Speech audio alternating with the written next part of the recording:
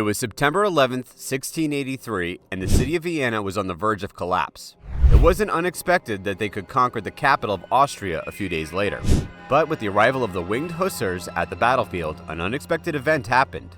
These Winged Hussars led the most enormous cavalry charge in the history of European wars. Stay tuned to find out how these badass cavalries defeated the Ottoman Turks. Welcome to another Cracked History Facts video.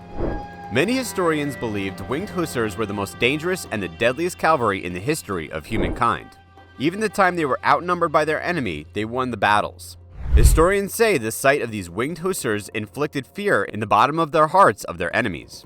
They had wooden frames on their back and made them look like angels. These frames also had goose, eagle, or ostrich feathers to give more impression of angels. And because of this shape, their nickname was the Angels of Death.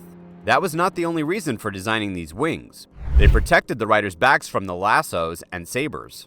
In addition, these wings made a horrifying sound that scared the enemy's horses. Being a Winged Hussar in those days had a tremendous social prestige because it took several years to master the way Hussars fought.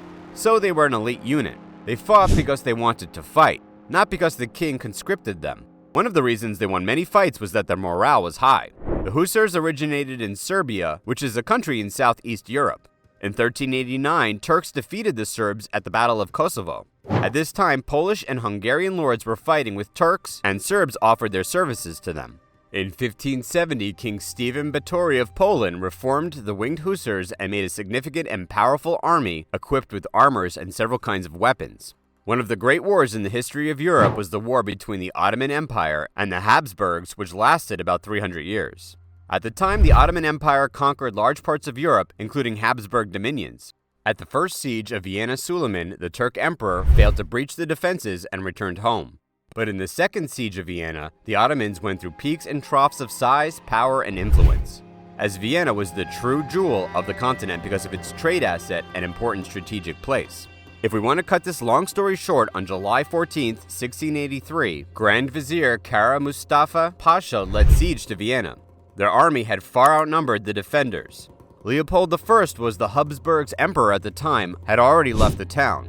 It was September 11, 1683. A massive Ottoman force surrounded Vienna, and the city was on the verge of collapse. Each night for a week, a group of enemy soldiers climbed the tower of St. Stephen's Cathedral. They fired rocket after rocket, and the city was in horrible condition. Although Vienna was not conquered, the siege was to have a dramatic impact on its physical structure.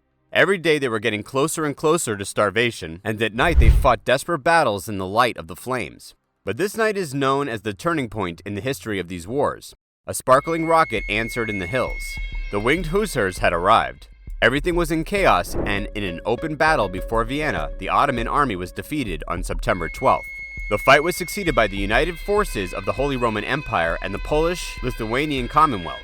The opposite army powers were those of the Ottoman Empire and its vassal circumstances controlled by Grand Vizier Merzifarlu Kara Mufasa Pasha.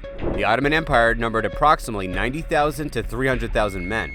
The decisive battle took place on September 12th after the arrival of the United Reserve Army. The chief commander of the army that saved Vienna was the Polish king Jan Sobieski. He brought with him about 23,000 fighters, Winged Hussars, without whom the merged armies of the imperial princes and emperor would not have undertaken an open battle. It was only the mixture of all three that made the victory achievable. Finally, the city escaped pillage and destruction. Thank you for watching. Feel free to check out our other history videos.